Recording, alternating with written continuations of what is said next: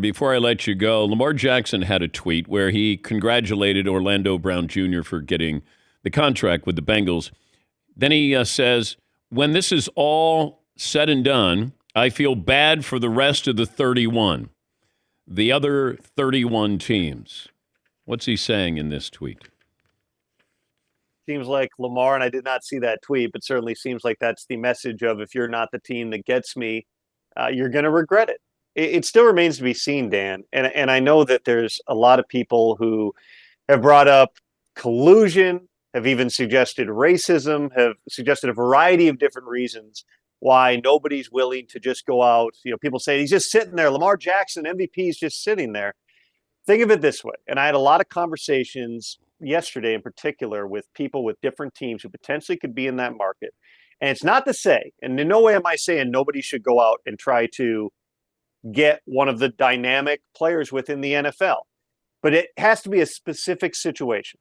There are a number of teams. You can easily cross off of the 32. You can cross off 20 teams just by going through and saying who has a young quarterback already that they're going to pay, or who has a bunch of money tied up in a veteran quarterback. There's about 20 teams you can cross right off the list. So now you're down to about a dozen of them.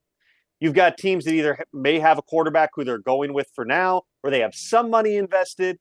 There's probably a half dozen of those who you can kind of say it's probably not going to happen there. Now you're down to a half dozen of them.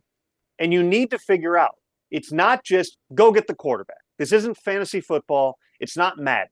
It's real life where there's contracts and there's value and there's scheme. So if you're going to go after Lamar Jackson, if you're going to evaluate this, and certainly there's teams that have, you need to be willing to give up the 2 first-round picks to pay him what he wants, which he has not backed off of, which is a fully guaranteed contract. It's going to be in the neighborhood of $50 million a year, which is about 25% of your salary cap. You're doing that with a player who you're going to need to change your scheme, to change at least some of your personnel to make it go. And he's a player whose mobility has always been a big part of his game.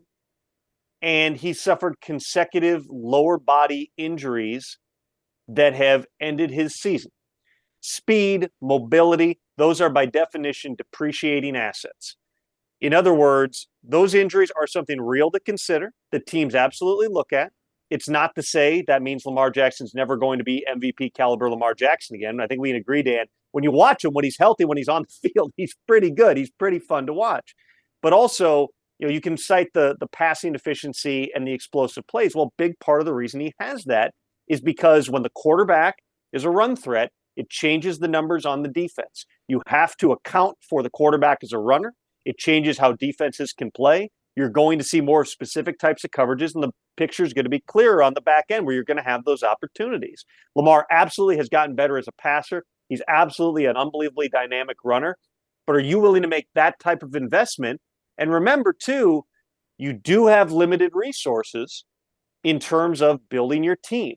Part of the reason that you've seen this shift toward people wanting more and more to build around a young quarterback is the salary cap. It's cash, it's resources. It's the fact that when you're not paying $50 million a year for a quarterback, which is soon going to be the going rate, and then we'll be talking about the first $60 million quarterback with the way the cap's going, that's money you're not spending to put people around him. If you're the Bears and you have Justin Fields, and you might say, well, Lamar's right now a more polished passer, and he's as dynamic of a runner, we could get him, but then that's $50 million or $45 million that we don't have to spend on other things. So we have Justin Fields right now on a rookie contract.